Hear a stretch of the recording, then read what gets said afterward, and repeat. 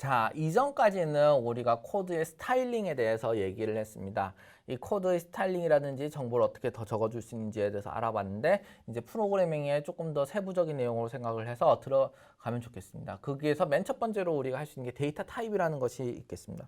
교수님, 데이터 타입이라는 거 없다고 하셨잖아요. 파이썬에서는 그렇게 질문을 할 수 있는데 사실 데이터 타입이 없는 게 아니라 나중에 데이터 타입이 어사인 되는 것이 되겠습니다. 원리는 그렇습니다. 예를 들면 우리가 number of students equal 10이라고 하는 것이 되겠습니다. 그럼 number of students까지만 이렇게 선언이 되어져 있고 equal 10이라는 이것이 가려져 있고 없을 때에는 이게 어떤 형인지 모릅니다. 이게 어떤 것이 들어가 있는 자료가 어떤 것이 자료가 들어가 있을까? 파이썬은 모르게 됩니다. 아무런 초기 값이 없는 상태는요. 그래서 여기까지는 아무런 타입도 없게 되겠습니다. 우리는 이게 다 변수명을 보고 숫자가 들어가겠구나라는 것을 알지만 우리도 확실하게 모르는 거는 이게 넘버라고 했는데 이게 소수점이 들어가 있는 숫자인가 소수점 없는 숫자인가 그런 것들을 잘 모를 수 있는 것이죠. 그래서 그런데 나중에 이 equal 10이라고 하는 것이 이제 정의가 되고 이게 이 10이라는 숫자가 여기에다가 저장이 되면은 그러면 여기에 형이 생기게 됩니다. 이때부터는 데이터 타입이 있게 되겠습니다. 없지 않습니다. 그리고 여기서는 10이라고 하는 것이 여기에 들어갔으니까 이것은 정수지 않습니까? 정수를 저장하는 데 최적화되어 있는 그런 데이터 타입을 선택해서 이제 선택이 되게 되겠고 요것은 아마 int 타입이 될 것입니다. 자, 그러면 조금 숫자를 바꿔서 아니야 10 안 넣을 거야 10.0으로 넣을 거야 라고 얘기를 할 수 있습니다. 그러면 int 타입은 정수만을 표현할 수 있습니다. 여기서 보시다시피 signed integer만 저장을 할 수 있게 되겠습니다. 그러면 이것은 어떻게 저장을 해야 될까요?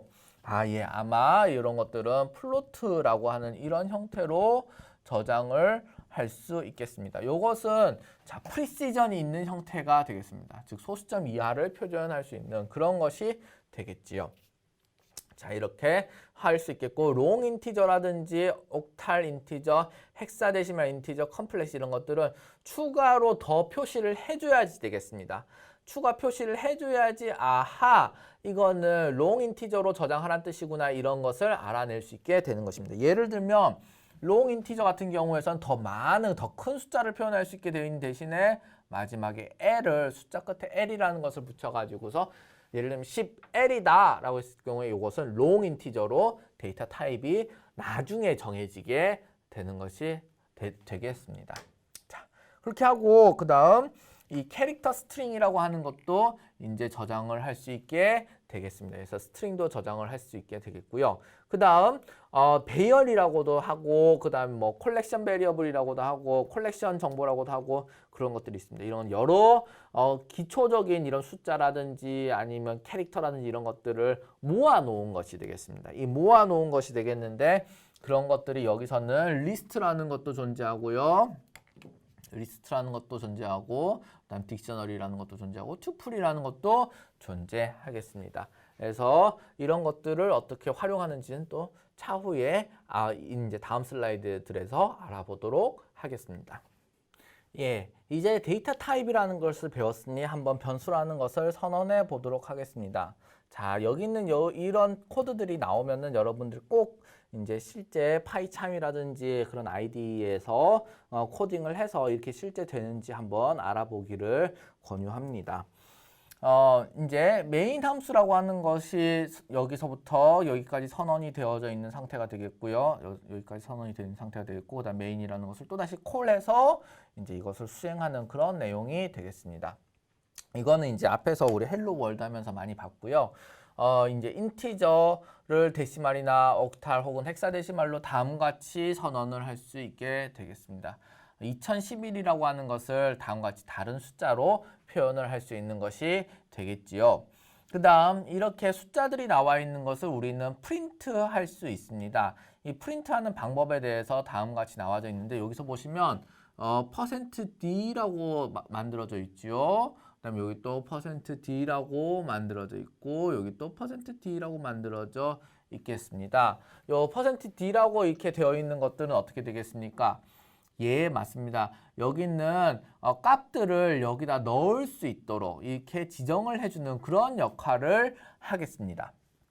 그런 역할을 하겠고요. 또 여러분들 여기 보시면 여기 이렇게 해가지고 이건 줄바꿈 기호가 이렇게 되겠습니다. 이 줄바꿈 기호를 이용해서 여기 앞에 이제 값을 넣는 그런 과정이 되겠습니다.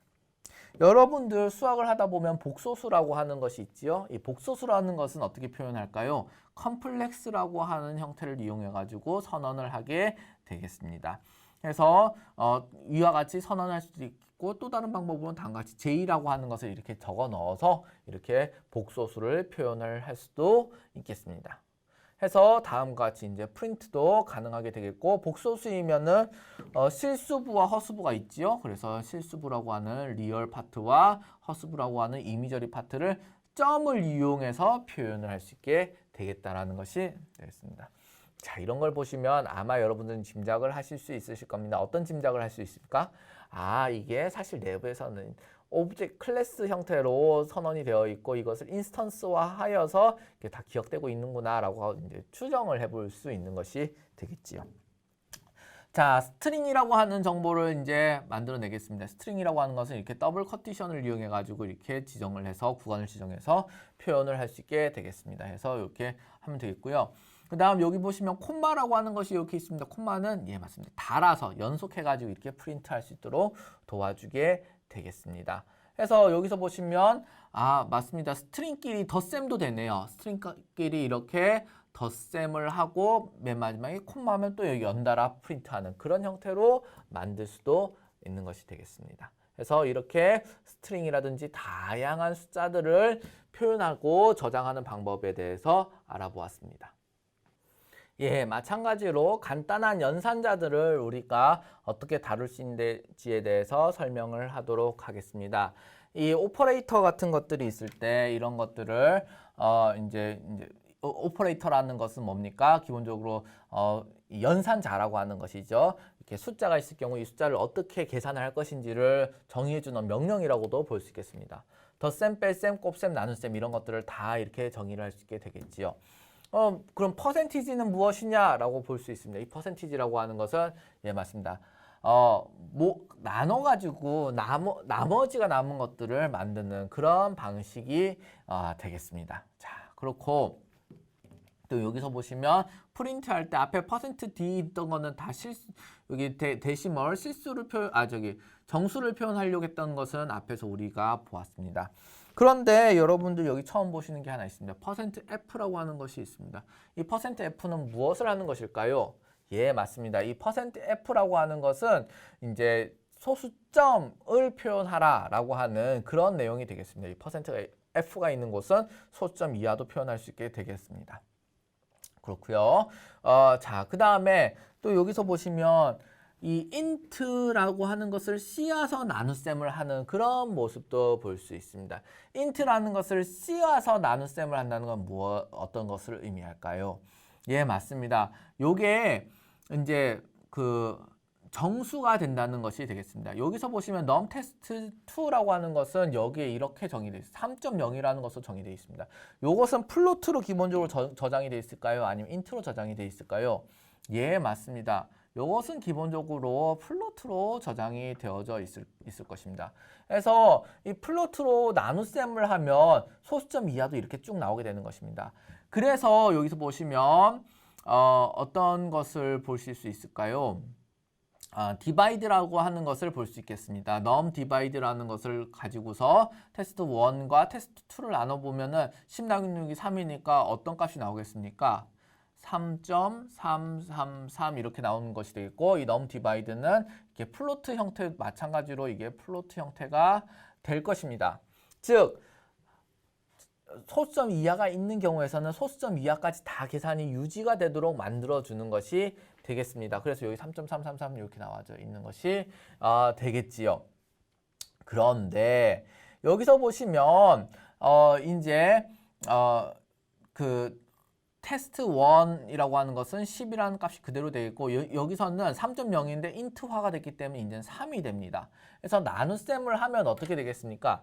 나눗셈을 하면 이것은 이제 3이 되어져 버린 것이 되겠습니다. 그래서 이게 num divide int라고 하는 것은 이제 3이라는 것이 기록이 되겠고 이것은 int로 기록이 되겠습니다. 여기 왜냐하면 여기 참여하는 모든 숫자들이 다 int 형태이기 때문에 되겠습니다.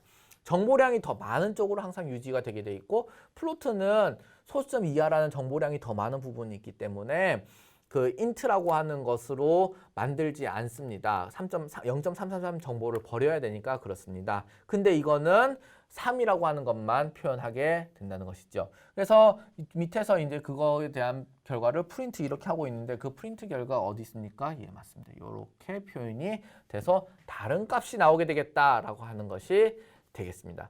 이렇게 변수형을 우리가 인위적으로 바꿀 수 있게 되겠습니다. 이 변수형을 바꾸기 위해서는 타입캐스팅이라는 것을 수행한다고 합니다. 타입캐스팅의 대표적인 형태는 이렇게 되게 되겠고 또 다른 타입캐스팅 방법은 맞습니다. 다음과 같이 스트링으로도 타입캐스팅을 할 수 있습니다. 그렇지요. numTest1이라고 하는 것이 있는데 이것이 만약에 숫자가 뭐 3.0이다 뭐다 이런 값이 여기 numTest1이랑 10이네요. 10이다 그러면은 스트링 하면은 이게 1, 0이라는 문자로 인식되어서 그게 숫자로 텍스트로 저장이 되게 되는 것입니다. 스트링으로 저장이 되게 되는 것입니다. 자, 그리고 사실은 우리가 이런 변수에 대한 어사이먼트를 가르칠 때 다른 언어에서 가장 많이 쓰는 예제가 뭐냐면은 변수의 정보를 수합하는 것이 되겠습니다. 이거는 어떤 것이냐? numTest2와 numTest1 정보를 서로 교환하는 그런 내용이 되겠습니다. 이 교환하는 것을 우리는 스와핑이라고 하는 것인데 다음과 같이 그 다른 언어에서는 이렇게 콤마 치고 저장한다라고 하는 그런 개념이 없습니다. 그래서 여기 커맨드 라인이 적어도 3줄 이상 나와야 되는데 여기서는 그것을 한 줄에 이렇게 처리할 수 있는 그런 스와핑 스테이트먼트가 존재한다라는 것을 얘기하고 있습니다. 자, 그리고 마지막으로 동일한가 아닌가를 검사할 때는 equal이라는 그런 기호를 2번 써서 이퀴밸런스 체크를 하고 느낌표 그다음에 equal이라는 것을 쓰면은 어떻게 되겠습니까? 그러면 inequivalence에 대해서 체크하게 되겠습니다. numTest1과 numTest2는 서로 다르겠지요. 다르니까 같다라고 하는 주장은 false가 됩니다. 그래서 여기에 false가 나와 있는 것이 되겠고요. numTest1과 numTest2는 10과 3.0이니 서로 다르겠지요. 다른 것은 맞으니 여기 true라는 값이 나오게 되는 것입니다. 그래서 이런 식으로 결과가 나오게 되겠다. 여러분들 이것을 반드시 타이핑하여서 실험을 꼭 해보기 바랍니다.